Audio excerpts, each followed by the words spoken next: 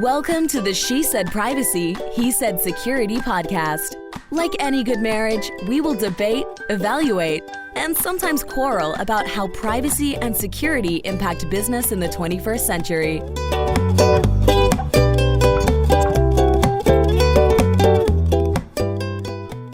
Hi, Jody Daniels here. I'm the founder and CEO of Red Clover Advisors, a certified women's privacy consultancy. I'm a privacy consultant and certified informational privacy professional, providing practical privacy advice to overwhelmed companies.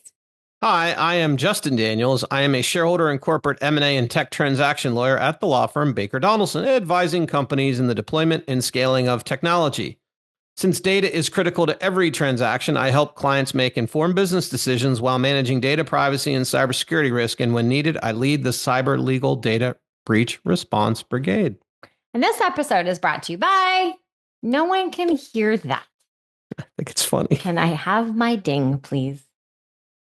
Red Clover Advisors. So we're going to do this again. This episode is brought to you by Red Clover Advisors.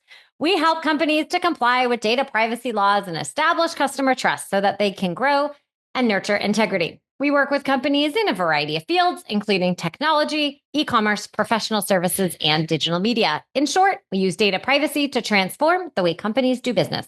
Together, we're creating a future where there's greater trust between companies and consumers. To learn more and to check out our best-selling book, Data Reimagined, Building Trust One Bite at a Time, visit redcloveradvisors.com. And yes, in case you were wondering, we actually do our intros live and sometimes make them interesting. I see you're still very chatty today. I am chatty today. It's sunny outside. It's not 25 degrees. How do we know this isn't an AI version of your voice? Because I'm sitting next to you. Allegedly. Interesting. Okay. Are you going to get our party started? I'm going to let you introduce our guest. It's your job. Well, I'm going to delegate that to my co-host. We're delegating. Okay, fine. Shay Colson is a partner and co-founder at Intentional Cybersecurity, a risk assessment and strategic advisory firm. He has previously worked for a global consulting firm after spending his early career as a security engineer for the U.S. government. And he is based in the Pacific Northwest. Shay, welcome to our show. Thank you. I'm really glad to be here. We're glad you're here too. David Stratton, Rush Chairman. Damn glad to meet you. Okay, back to our podcast. I bet you Shay knows what movie am I referencing, Shay? So you're going to call me out because that's not a movie that I've seen. I can't place that reference. I'm not a big movie guy. See, you don't want Shay and I, though, together on the same trivia team because I am horrible at pop culture trivia. So everyone listening, don't put me on your trivia team. I won't be good. All right, for those... But I'm glad to know I'm not the only one who doesn't. For those of you scoring at home, that's a reference to Animal House. So, Shay, now that trivia is done, why don't you share with us a little bit about how your career evolved to your current role, please? Yeah, great. So I was thinking about this because these origin stories are really interesting. And when I reflect on mine, I feel like I'm the tail end of a particular generation, which is the folks who remember the first time they got online, right? Our kids don't remember that. They've been online since they were born, right? And so for me, it really started early. And actually, even in elementary school, before cybersecurity was a field, I would read, there was a quarterly hacker magazine that was in print. You would have to go to the independent bookstore to get it. It's still around. 2600 is the name of the magazine. I would read that on the school bus. And I didn't have a place to put that energy, right? Cybersecurity wasn't a field. IT was still generally just left in the back room. And so for me, it was really exposure early to these pieces by living in a university town, right? I would go to the computer labs at the university. I would be able to get these resources. But I don't like programming, right? I don't like writing code. I don't like me and the computer. I like the intersection of computers and people. So my undergraduate degree is a humanities degree, right? Really kind of a classic liberal arts degree. And then I went to graduate school on a joint program between the National Science Foundation and the National Security Agency focused on cybersecurity. And that was where I really got to bring this together and figure out how do technology implementations, particularly the security piece, make impacts, whether that's at the government level, whether that's in the corporate world, whether that's for a product or a nonprofit. And so that was really the start of it for me, is sitting down and figuring out that I'm unique in that I like the computer side and the human side equally. Often we see the business side and the tech side split. I sit right in the middle. No comments. I do the intro. You get the first comment.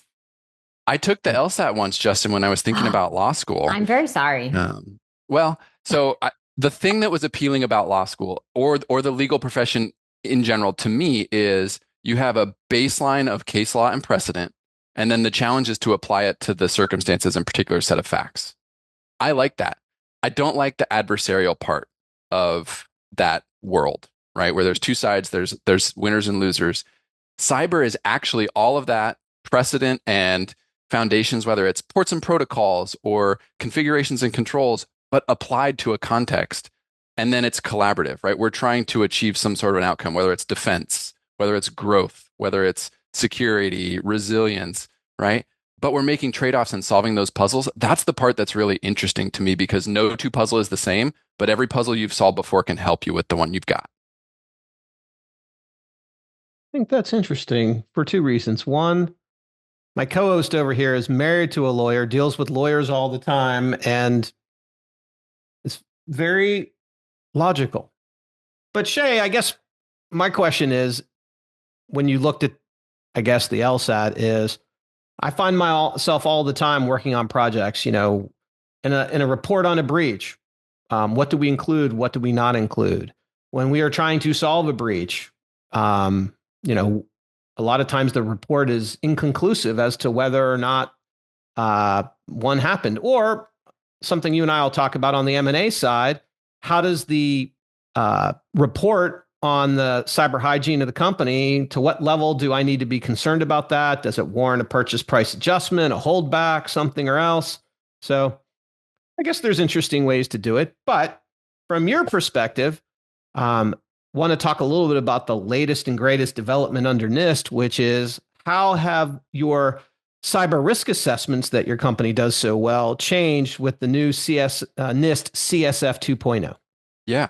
So for those who aren't tracking it as closely, perhaps the NIST cybersecurity framework for a long time has lived at version 1.1, right? Years and years and years, which is fine for government documents. It did get an update in early 2024 and moved to version 2.0. The primary update is moving from 5 functions, identify, protect, detect, respond, recover, to 6 functions. They added governance as the first function.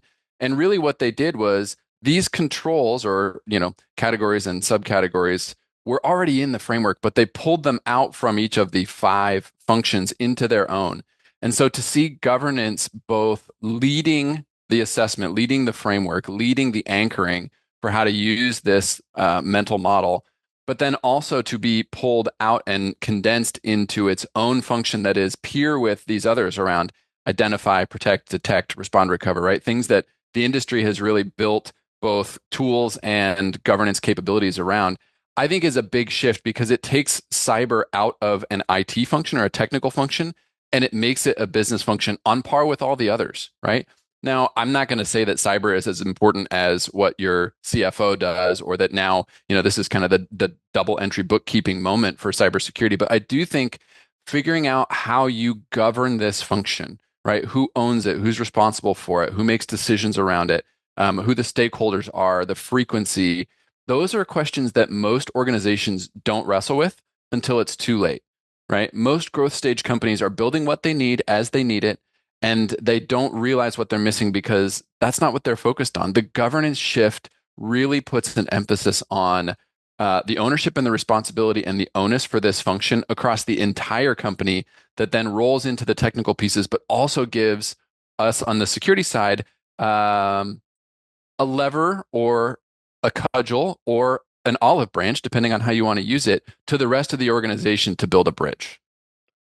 So Shay, one thing I wanted to get your thoughts on is, most of the time I deal with NIST CSF, but ISO is out there, and I wonder, Do you find them to be different? Do you have a reason why you might favor one over the other? I happen to like NIST because when you tell people, well, we're using a framework that a nonpartisan part of the Department of Commerce with the government recommends, it's kind of hard for third parties or other people to say, hey, this isn't legit, but I'd love to get your thoughts. What do you think? Yeah, I think there's a couple differences that are worth exploring here. The first is ISO, and I would put the SOC 2 certifications in that same bucket, have a checkbox, right? You either are or are not ISO certified. You do or do not have a SOC 2 certification. There is no such thing as being NIST CSF certified, right? It is a framework that you can use, and there isn't really this like, hey, I did it. It's an active process. So I think to that piece, for me, I often see ISO and SOC 2 pieces as really more sales enablement functions within a business than security. And the compliance piece is important, but you can be compliant and not be secure. You can be secure and not be compliant, but it's much easier to be compliant if you are already secure. And so I think these compliance forward programs often serve a different function. I'm not going to say they're better or worse or that they're hiding the ball from us on the cyber side. But getting ISO certified, the reason that you do that is so you can tell your prospective customers that you're ISO certified, right? That's the big difference for me. I think it's really hard to govern an organization in that world exclusively, ISO or SOC 2. And I think the truth of it for you and I, Justin, is we both know plenty of clients who are ISO certified, SOC 2, Type 2, who also have an incident and end up on our desks that way. Well, this compliant person over here, the she said part of the podcast, wanted to talk about privacy because there's like a little bit of privacy in a SOC 2 and a little bit of privacy in some of these other assessments. So Shay, in your cyber practice and in these various assessments, how are you finding the intersection between security and privacy? Yeah, this is a really good question. I think it's similar in the sense that it is hard to have a robust privacy program without also having a robust security capability. And these two things are complementary. They work together, but they're not the same, right? I think you and I can both recognize that, and pros on either side will say that. But the thing about privacy and security both is what gets us in trouble is assumptions, right? Oh, this is what we do. This is how this works. This is where our data is, right? When we assume that, whether as a technical person, a compliance person, someone on the legal side, or someone in the C-suite, those assumptions are what get us into trouble. And so governance takes away those assumptions and it makes us validate them, right? How does this work? Where does this live, right? What is our data flow? What is our retention schedule? Is it being followed? All of those things end up flowing from that and can keep us out of trouble. But, as soon as we think, oh, this is how it works, and I don't go check, that's when both security and privacy end up in a place that can be a little tenuous. I feel like you have something to say. I want to take us in a bit of an interesting direction. I can't wait. No.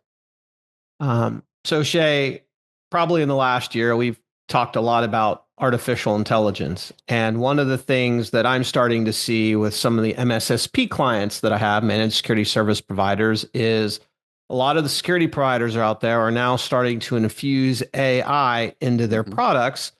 And I'd love to get your perspective from all the risk assessments and, vCISO type of work that you provide. Is how often are you seeing these AI tools appearing in vulnerability, endpoint detection? And is there any particular cyber AI tool that might have your interest? Yeah, good question. So obviously AI is the hot topic these days. I heard another attorney characterize it in a way that I thought was really clever. I can't take any credit for this, but they said AI is still a lot like sex in high school. Everybody's talking about it and nobody's having it. And I thought that was pretty good, right? And so to that end, we're still in the early days of AI. When you look at how technology evolves, not just AI, but all technologies, there's a double S curve theory of innovation. The first part of this growth curve, this S, is acceleration. Right? So we're doing things that we can already do. We're just doing them faster. The next part of the S curve, and they overlap here in the middle, is doing things that we can't do today, and then we can do them faster. We're still in the acceleration phase for AI. Even, these kind of identifying new compounds and drug discovery things that we're hearing about with AI use cases, we can do that today. It's just resource intensive, time intensive, and cumbersome. AI will accelerate that. The same is still true in cyber, right? We're doing the things that we already do just faster, whether that's for your endpoint detection and response capabilities, whether that's in your security operations center, right? And your analysts in terms of triaging tickets, responding to events, pattern recognition. We're not yet doing things that are uniquely enabled by AI. And so I don't know what's going to happen, but we're going to get there a lot faster, right? So the first cell phone call was in 1973. We didn't get the iPhone until 2006. It's not going to take us 30 plus years to get to that second curve of innovation with AI, but we're not there yet. And so I think this is the opportunity for folks to really put those pieces in place, governance, privacy amongst them, to figure out, do we have our basics and our bases covered? Because AI is going to accelerate whatever we have, whether it's good or bad. And so we need to get it in a way that if we get more of it, we want more of it. If we have it in a place where we get more of it and we don't want more of it, that genie's out of the bottle. I like how governance is the added module, if you will, in that assessment, because it's such an important piece. If you just try and go straight to the tactics, whether it's security, privacy, AI, or quite honestly, anything else, you need that governance. Who's responsible? How are you going to keep up with it? Those are important pieces. Yeah, and it's going to depend on each organization and the function that you're looking at. That governance role will shift, right? It's easy to feel like, oh, I hired a chief privacy officer or I hired a CISO. That person is now going to own that function for me. And they can do a lot for you, but it doesn't actually work that way. And I think the other challenge that we're just now encountering is the attack side of the world is using AI with much less constraint than we are on the defend side, right? They're willing to use it to do anything. They experiment very rapidly. They are pivoting and changing in a way that corporate or the defenders of the world just can't do structurally. And so we are getting further and further behind because we're change resistant. New things are hard. There's entrenched interests. The attackers don't have any of those things. And so it's going to be a very difficult time to play catch up when they're running at the pace of AI and we're running at the pace of change request boards. Now, Justin loves talking about his SEC cyber rules and his privately held companies and publicly traded companies. Why are you laughing at me? It is true. I bet if I were to go back and look at all the podcasts, there would be a lot. You could probably have AI go listen to them all, transcribe them, and count those references. Good idea. But today I'm going to skip that exercise. And instead, I'm just going to ask you, I'm kind of curious. Are you seeing more privately held companies really paying attention to security because they might be required to by their publicly traded customers? Yeah, this is a great question. So I do want to hear a little bit from Justin on the legal side of the SEC cyber rule as well, because it to me seems underwhelming. And what I mean by that is, yes, there's a lot of people filing 8Ks. You know what? There is nothing in there that's helpful to me as an investor or as a defender, right? They're so abstracted and genericized that it becomes perfunctory. And that's unfortunate because I think that's a real missed opportunity. You know who tells each other what works and what doesn't work? The attackers. And so they are getting the benefit of that community knowledge. And we are not, because there's this permission structure around, if you had a cyber incident, you must have done something wrong. You must have been deficient, right? And, sometimes that is true. But oftentimes it's not. And shifting this conversation to resilience, I think, can be really helpful in understanding what matters. And so for private companies, yes, they are getting pushed by their public customers to improve, but they're also getting pushed by their investors and their leadership teams internally to improve, because there is this potential of themselves having to end up either as part of or as a public company. And in doing so, be subject to the SEC regulations. But in the meantime, these folks want the business to both preserve and then create additional value. And a cyber incident is one of the few things that can take an entire organization down in minutes. There's very little else in our environment that has that level of impact. And so it can be a scary time for private and public companies alike. Shay, you mentioned around resiliency. I thought that would be interesting. Can you share a little bit about how can companies do that better? What is a learning that they might be able to take that people listening here can learn from? Yeah.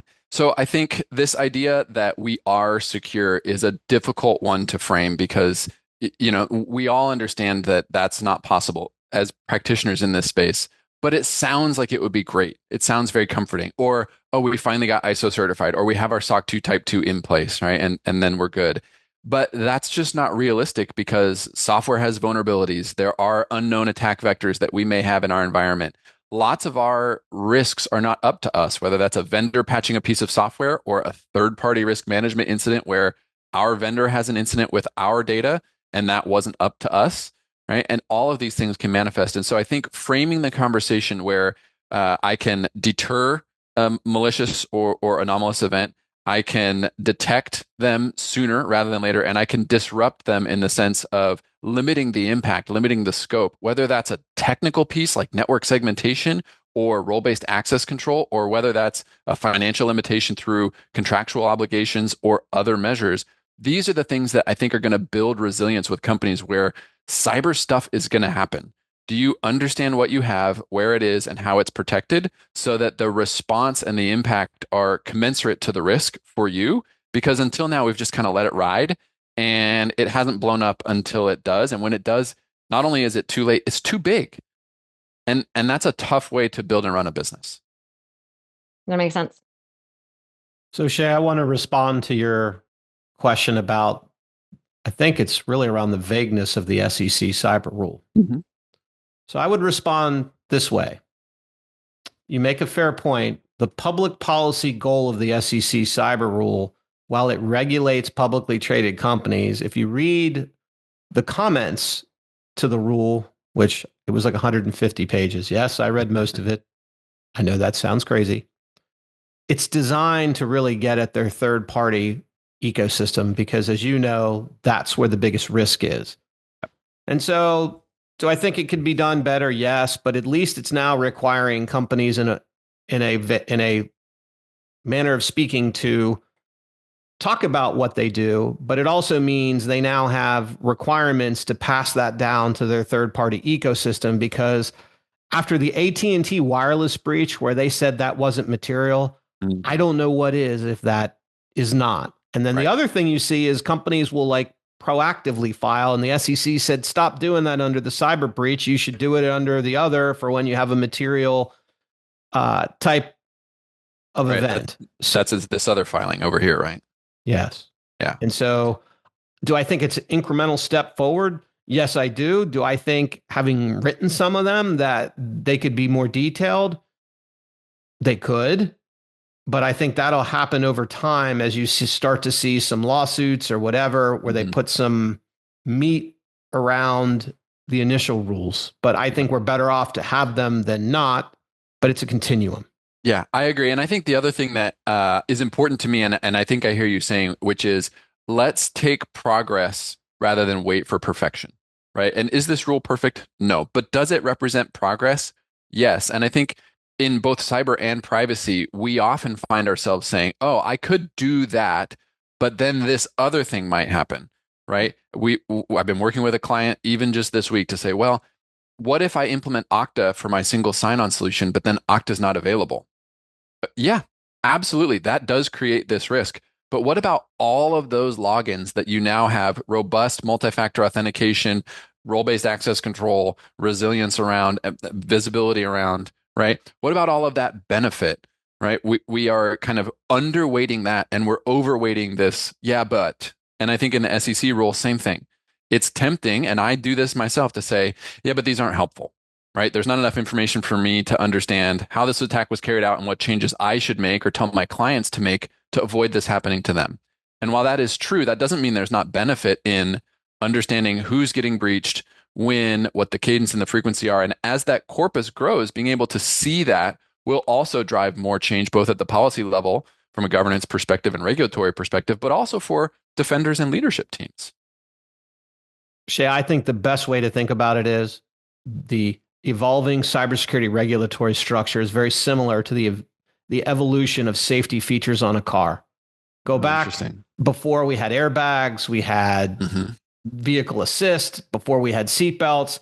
So think of how this regulatory environment is evolving to how safety features in a car, because to your point, we can have all the safety features we want in a car, but it isn't going to stop having accidents. It can mitigate them. Maybe people aren't injured. They're able to be avoided. And I think some of these regulations and how they're evolving is the same for cybersecurity. Yeah, interesting. I think that's a good analogy. And I'd be curious, Jody, from your side, privacy regulation seems to have gotten some real momentum at the state level, struggling still at the federal level. How do you see that playing out both for privacy, state versus federal?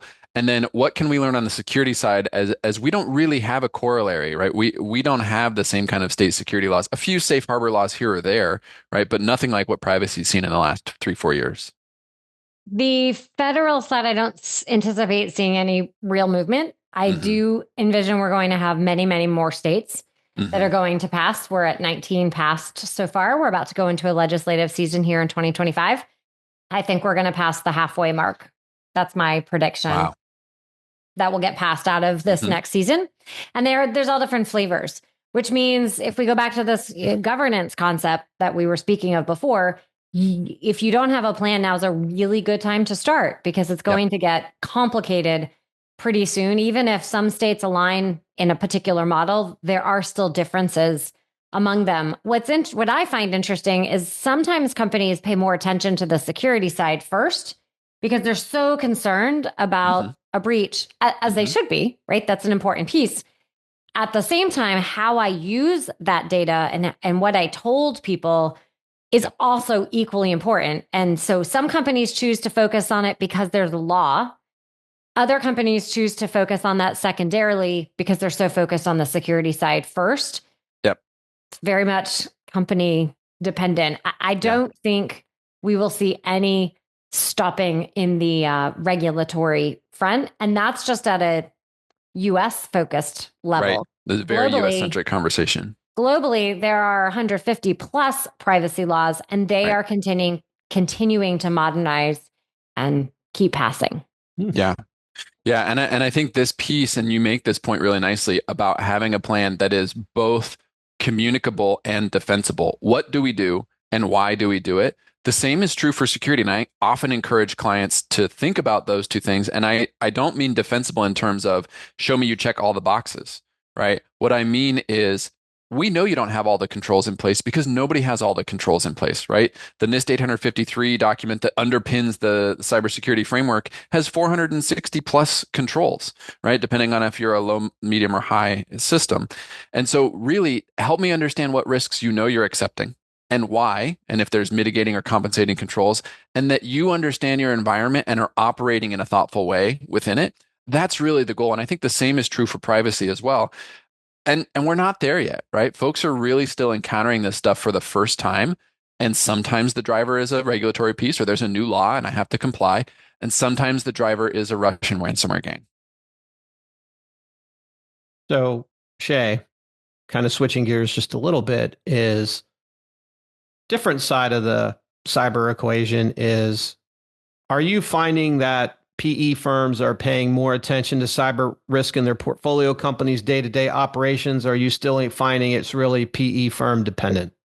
Yeah, for me, I think it's still firm dependent, but generally we are seeing more attention, I think for two reasons. One is, again, with these hold periods, which were typically 3 to 5 years, have stretched from 5 to 7 years in the current environment.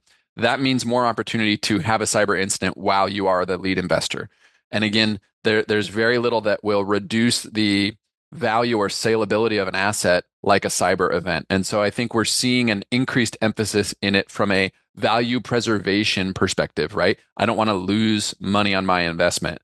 I think we're seeing a select few firms view this as a value creation opportunity, thinking whether I'm going to public markets or larger private equity funds as I transact out of this asset, those folks are going to bring in cyber due diligence people. Those folks are going to look at these elements moving forward. Those folks are going to see this as a growth enabler, as a value creator. And if I can put that in now and demonstrate a communicable, defensible plan, even if I'm not fully where I want to be, but I know where I am and I know where I'm going, that's going to create value. And at the same time, you get that value preservation, right? If you're more resilient, if you have a better understanding of your environment, if you've deployed some of those controls, you benefit from that every day, and you benefit at the next transaction, not the least of which is kind of supporting that growth throughout, right? We've both seen clients, Justin, where you're growing, you have an incident, revenue drops because you're hard down, right? You have a bad quarter, but it takes your executive team 3 quarters to clean that mess up and your sales team 3 quarters to get back to where you were. If you only own this company for 12 quarters, that's a lot of your ownership time impacted by an event. And so, yeah, I do think we're seeing this, but we're seeing it in a way that is more forward looking rather than reactive. And I think that's a nice change. I love that change. They need to be forward looking for security and privacy. Mm-hmm. My ears are happy. Okay. Now, with my happy ears, Shay, you know a lot of what can go wrong. We always ask someone what is their best privacy, or perhaps in this case, cybersecurity tip. Yeah. So for me, I think the tip is no matter what the size of your organization, whether you're 2 people or 200,000 people, you can't beat the basics. And there's no sense in getting fancy if the basics aren't in place. And the basics, again, in the cyber world are going to be, complex and unique passwords, multi-factor authentication, robust backups, encryption, and then some alerting around that in both your on-prem, endpoint, and cloud environments. And then if you can get there, a data retention policy that's actually enforced. And so that's a little bit of a nod to the privacy side. But you need all of those things in place before you go buy that whiz-bang AI solution that is either going to tell you that you're missing all the basics, or it's going to distract you with things that it thinks are important when you have fundamentals that you need to take care of, right? One of the things, to go back to Justin's car analogy, that I like to use with clients in this space is, why does a car have brakes? A car does not have brakes to slow you down. A car has brakes so that we can go fast. The same is true for these basic security controls. We put them in place so that we can continue to grow and drive value to our customers. And we understand that sometimes you're going to need them. A lot of times just having them is enough. That exact same analogy has often been used by Trevor Hughes, who is the CEO of the IAPP. Mm-hmm. And many of the conferences he uses a very similar example on how the car was made. And it's a wonderful, wonderful example. I'm glad you brought it up. So Shay, before we wrap up, there was one other thing that struck me in your answer, and that is the new NIST guidelines came out around passwords. And one of the things that got my attention was NIST guidance for good password hygiene is now, hey, have a long password. Mm-hmm. We don't need you to have all the, characters and whatever. And we'd rather have you do that and do away with, hey, change your password every 90 days. Because paradoxically, making people change their password every 90 days, they'll do it in a way that's predictable, that doesn't really add any value. And that was interesting to me. I'd love to get your quick thoughts before we wrap up. Yeah, what people will do, and this is why NIST recommends this, is they will reuse a password that they know that meets the complexity requirements across multiple accounts, which means that if you use that to buy pants from Nordstrom, and you also use it to log into your corporate Snowflake account, and Nordstrom has a breach, now so too might your corporate Snowflake account, right? And this is actually how Snowflake had their incidents earlier this year, right? They were single factor, and people had reused passwords. They were leaked, the credentials were matched, and attackers used them to not hack into, they just logged into these environments. And so the length gets at the entropy, right? Some of the cryptographic details around why a password needs to be so long to prevent it from being cracked or exposed. But really, I would prefer that your passwords are unique, even if they're not particularly complex, because then even if that credential gets lost, stolen, breached, etc., the impact is limited to that one account. And if you have multi-factor, I care much less about that password being exposed, because that second factor is going to provide that compensating control. And so segmenting them off by keeping the passwords distinct, adding that second factor, that gives you a fighting chance to say, hey, I'm getting second factor push notifications, but I'm not trying to log in. Something must be going on. And then being proactive to investigate what that is, rotate credentials, look at logs, whatever else. So that's my take on it. I think it's often oversimplified as, oh, I don't have to ever change my password. Okay, if your passwords are long, complex, unique, and everything has MFA, you can keep that password as long as you want. Until then, maybe changing gives you some value, especially if you don't have MFA or if you know people are reusing credentials. Shorten that rotation window to a reasonable amount of risk that you can live with. 30, 60, 90 days. A year is probably too long if you know it's getting reused. Shay, when you are not advising on security, what do you like to do for fun? Yeah. So my fun things do not involve screens. I like to go outside. We live in a big biking town. Mountain biking is huge here in the Northwest, and that's something that I picked up during COVID. And it's been fun to do both for myself, but also with the kids. And so things that are outside, things that let me disconnect, right? I'm not looking at my phone. I'm not listening to a podcast. I'm trying not to die as I race down this hill. That's a good way to get reset for me. And then doing fun things with the kids, right?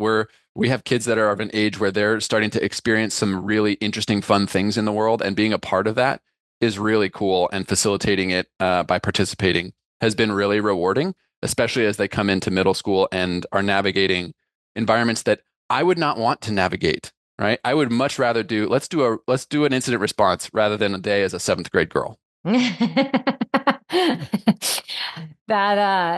That is a good point. Well, Shay, where can people connect to learn more about you and Intentional Cyber? Yeah, you can find us online at intentionalcyber.com. You can find me on LinkedIn.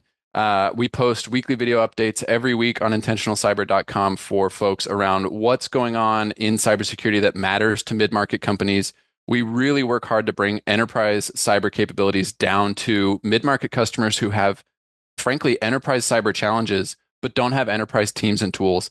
And that's the best place to find us and let us know if we can help. Amazing. Well, Shay, thank you so much for sharing and joining us today.